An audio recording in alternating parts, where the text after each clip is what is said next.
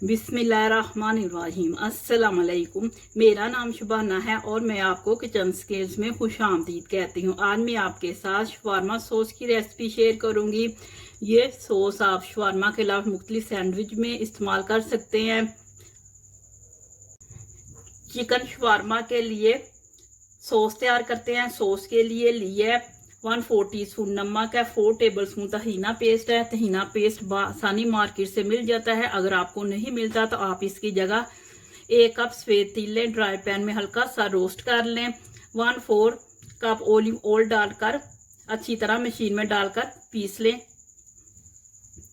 2 tablespoon दही है, 2 tablespoon mayonnaise है। तमाम चीज़ों को एक मिक्सिंग बाउल में डालेंगे और अच्छी तरह मिक्स कर लेंगे।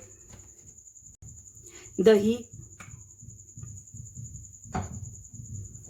नमक, तहीना पेस्ट,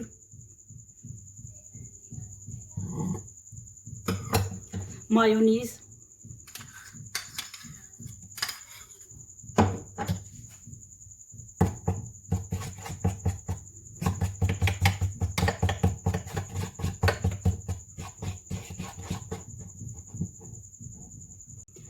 सॉस तैयार है।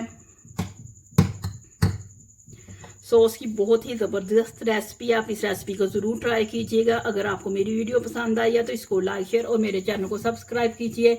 हमारे मौला हमारे सगीरा कबीरा गुनाहों को माफ़ फरमा दे। आमीन सुम्मा आमीन। अल्लाह हाफिज़।